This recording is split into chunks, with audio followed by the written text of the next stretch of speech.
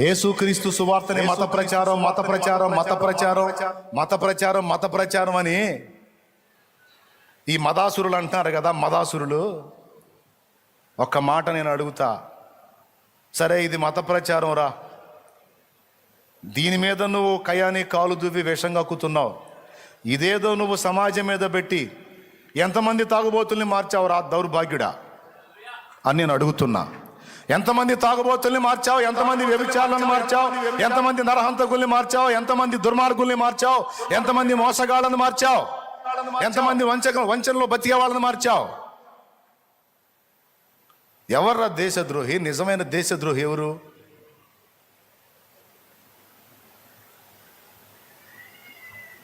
సమాజానికి దీవెనకరంగా సువార్త ప్రకటించి యేసు ప్రభు ప్రేమతత్వాన్ని చూపించి దేవుని వాక్యాన్ని చూపించి చెడుతనం నుంచి కోట్లాది మంది ప్రజలు ఈరోజు మార్చుకున్నారు తమ జీవితాలని. ఇంత మాత్రం దాన్ని ఒక్కదాన్ని చూపించడం నీ చేతగాల? ఏమి నూరిపోస్తున్నావు నువ్వు? తప్పదాగి మందిరాల్లోకి పోయి చర్చిల్లోకి పోయి గొడవ చేయడం నేర్పిస్తున్నావు నువ్వు. చర్చిల్లో జరిగే ప్రార్థనలు ఆటంకపరచడానికి తాగుబోతులను తయారు చేస్తున్నావు నువ్వు. తాగుడు మానిపించడానికి కష్టపడుతున్నావురా మేము.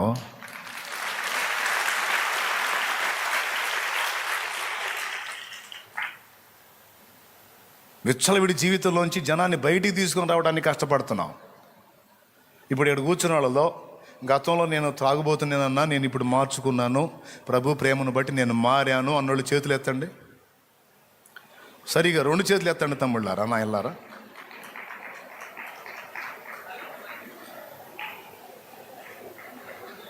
ఒక్కసారి లేచి నిలబడతారు మీరు. ఏం సిగ్గుపడద్దు, తాగితే లేగు.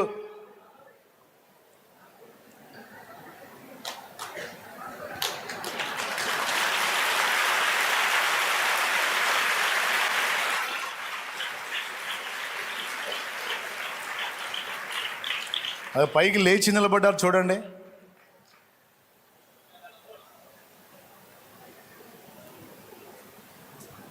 అది ఇంకా బారుకు పోతా ఉంటే కనపడుతుందరా, వెనక లేచి నిలబడ్డారు. అదిగో చేతులు ఎత్తండి నాయలారా, చేతులు ఓపండి.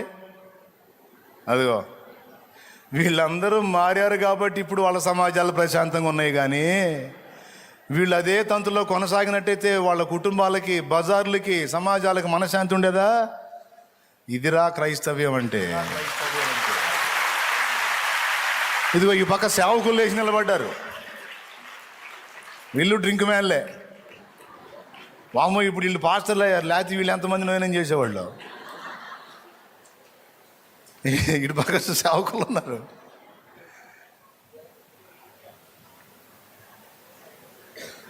ఇవి ఇక్కడ కూడా ఉన్నారు. ఆయన నాగేశ్వరరావు కూడా.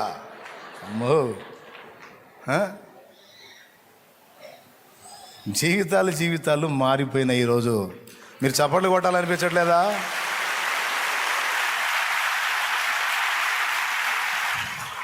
క్రీస్తు సువార్త వల్ల దేశానికి నష్టమా? కూర్చోండి. Thank you. ఎలా మారారు సోదరులారా మీరు? ఎలా మారారు? త్రాగుడు నుంచి బయటపడ్డోళ్ళు చేతులు ఎత్తండి. ఒక్కసారి చెప్పండి, ఎలా మారారు మీరు? యేసయ్య ప్రేమ. ఎవరు బలవంత పెట్టలా, గొంతు మీద కత్తి పెట్టలా, బెదిరించలా. దేవుని ప్రేమ అర్థమైంది, సత్యం అర్థమైంది.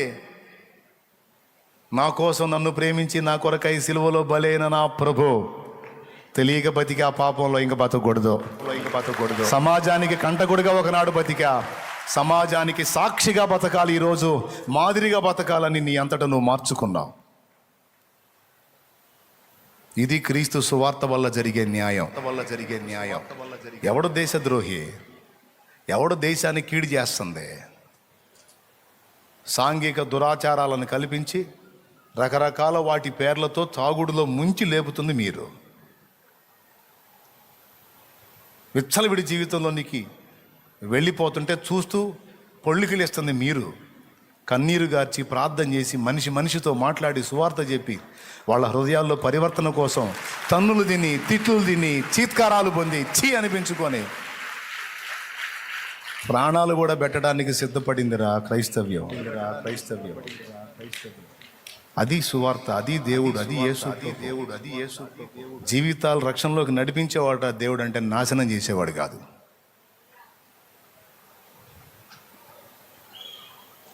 ఈ బంధకాల్లోంచి బయటపడ్డారు. ఎంతమందికి ఈ సువార్త వ్యాపిస్తుందో వాళ్ళందరూ కూడా బయటపడతారు. ఇప్పుడు ఒక పాపం నుంచే ఇంకా రకరకాల పాపాలు ఉన్నాయి. వాటన్నిటిలో నుంచి బయటపడ్డ వాళ్ళు ఎంతమంది అని అడిగితే ఇక నేను నాకు ఇప్పుడు సాయంత్రం దాకా అదే పట్టింది. ఇక అన్ని రకాల పరిస్థితుల్లో నుంచి సమాజం ఈరోజు మారి మనుషులుగా సమాజంలో మహానుభావులుగా తిరుగుతున్నారు. ఒకప్పుడు వీళ్ళు వెళ్తుంటే అందరూ ఇబ్బంది పడ్డారు. ఈరోజు వీళ్ళు వెళ్తుంటే సమాజం వందనాలు పెడుతుంది. అలా వాళ్ళని తీర్చిదిద్దింది ఎవరు? మనం ఎవరికి నమస్కరిస్తాం? దేవుడికి నమస్కరిస్తాం. మరి ఈ మనుషులు రోడ్ల మీద వస్తుంటే వాళ్ళని చూసి వందనాలు చెబుతున్నారు. ఒకప్పటి తాగుబోతులు ఏం చూసి చెబుతున్నారు? మారిన వారి జీవితాలు, వారు నమ్మిన క్రీస్తు వారిలో కనబడినందున వారికి వందనాలు చెప్తాం. తోడగట్టిగా తోడగట్టిగా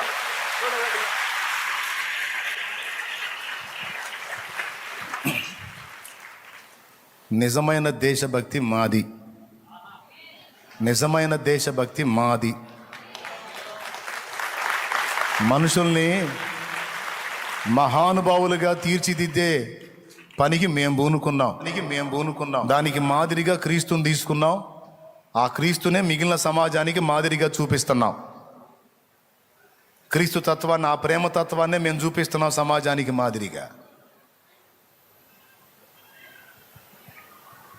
సువార్త ప్రకటిస్తే భయంకరంగా తిట్టడం, ఫోన్లు చేసి అంకచండాలంగా మాట్లాడటం, నీచమైన ప్రవృత్తికి దిగజారటం, హక్కుల ఉల్లంఘన చేయటం, దాడి చేయటం, కొట్టడం, తిట్టడం, చంపటం, ఇది నీ మతం నీకు నేర్పిన సంస్కారం. సహించు, భరించు, శత్రువును కూడా ప్రేమించు, క్షమించు, వాని కోసం ప్రార్థించు అన్నది యేసయ్య నేర్పిన మాదిరి.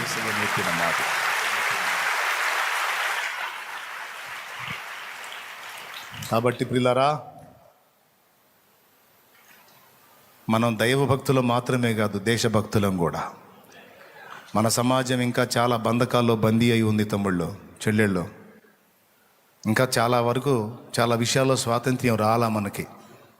మనందరం నడుం కట్టాలి. ఈరోజు యవనస్తులు గంజాయికి బానిసలు అయిపోతున్నారు చిన్న చిన్న వయసుల్లో. కాలేజీ స్టూడెంట్స్ డ్రగ్స్కి బానిసలు అయిపోతున్నారు.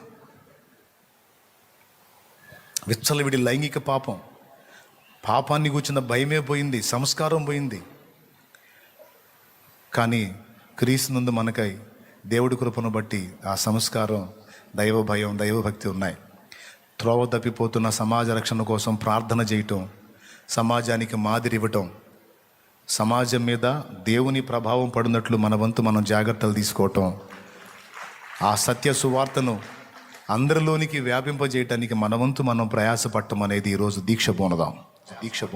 గతం గతః.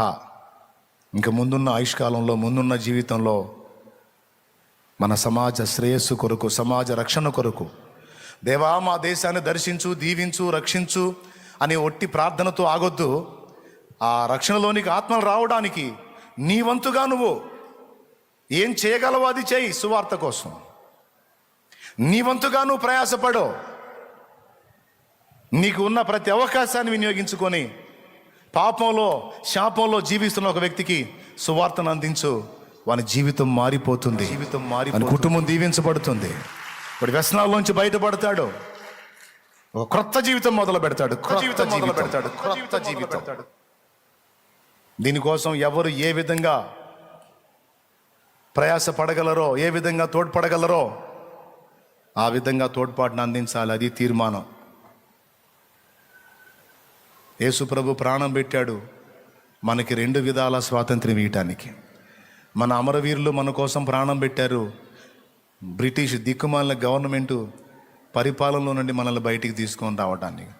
బ్రిటిషర్లు క్రైస్తవులే కదా అంటారు. ఎవడు చెప్పాడు? క్రీస్తు యొక్క వాక్యాన్ని అనుసరించిన వాడు క్రైస్తవుడు, కానీ బైబిల్ చేతబట్టుకున్నాడల్లా క్రైస్తవుడు అవుతాడా? నరమేధం జరిగించినోడు క్రైస్తవుడు అవుతాడా?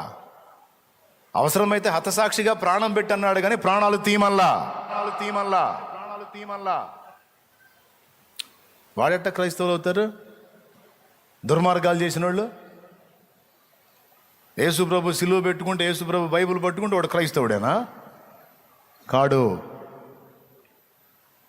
కాడు. క్రీస్తు బోధన అనుసరించి బ్రతికిన వాడు, యేసుకు శిష్యుడైన వాడు క్రైస్తవుడు. వాడు అమెరికాలో ఉన్న, ఆస్ట్రేలియాలో ఉన్న, ఎక్కడున్నా సరే క్రిస్టియన్ అనే ఊరక పదం పెట్టుకుంటే క్రిస్టియన్ కాదు.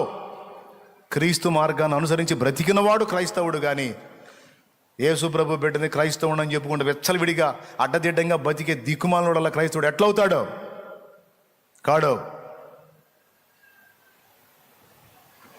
నా దేశాన్ని ఇబ్బంది పెట్టినవాడు, నా దేశానికి శత్రువు అయిన వాడు నాకు శత్రువు.